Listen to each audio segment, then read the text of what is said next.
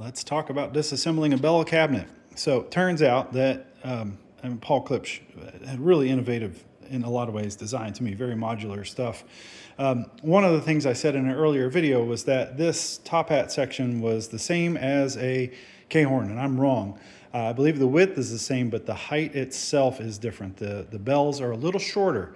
So yeah, you probably could slam a K-horn top hat in there, but these pieces of wood here would be too short. You'd either have to rebuild those yourself or just deal with the fact that there's a gap. Luckily, Volti makes both K-horn and Belle top hat replacements. So you can see I've got one in a grill cloth over there. That is a Belle version. So we want to take this apart, and there's a couple reasons for that. The first is that I want to get this section out. That has to come out so I can get the new one in. Put that in there. But also I want to get these covers out. And the only way to get that out is actually to take the whole top hat and lift it off. So how do you do that? I'm going to see if I've got some light here that might help shed some light on this. I'm a dad. I'm allowed to make dad jokes. Okay.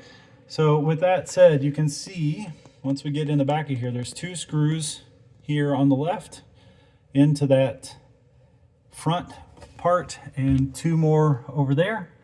So once you get those 2 screws out on each side, so 4 screws, and then the screw right here that holds the horn. Once you get those 5 screws out, this whole section pushes out of the front, which is really handy. Now you're nearly there. There are then 6 screws, 3 along the front and 3 along the back here that have to come undone.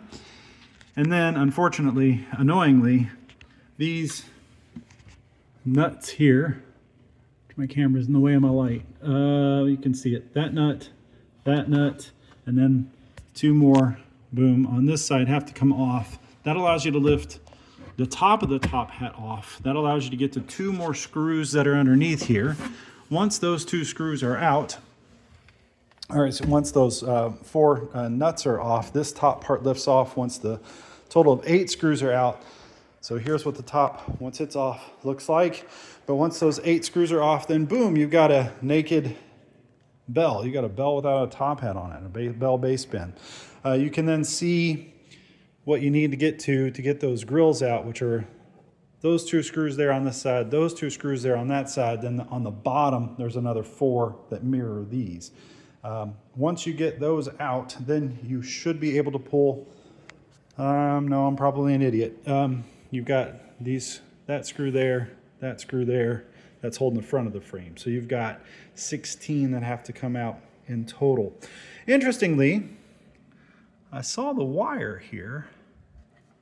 This is for the bass bin, and it goes through here, and they're using this steel connector. I'm going to get rid of this, by the way. I'm going to come straight through with a wire because I don't like having steel. I want all copper.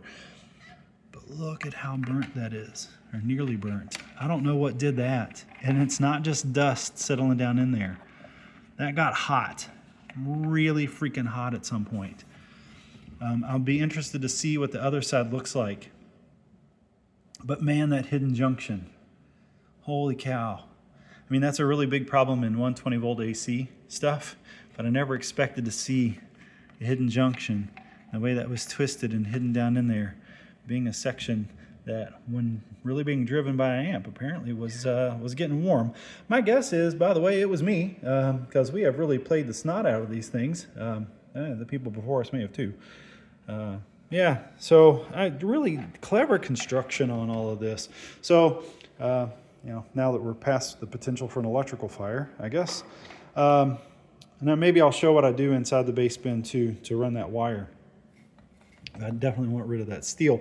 So what's going to happen then is I have isoacoustic feet. I'm going to set 1 isoacoustic foot here, 1 centered in the back, boom. And then when I put the top hat back on, I'm not going to screw the top hat back to the bass bin. It's going to set on those isoacoustic feet and hopefully help not smear the mid-range and tweeter from any vibration from the bass bin.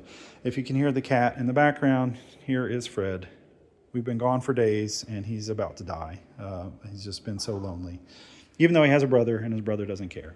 So anyway, that's where we're headed. I'll probably take these grills out and do the grills next before I go any further with this project. Really like to get this done today, but man, this has been a lot of work to get to here.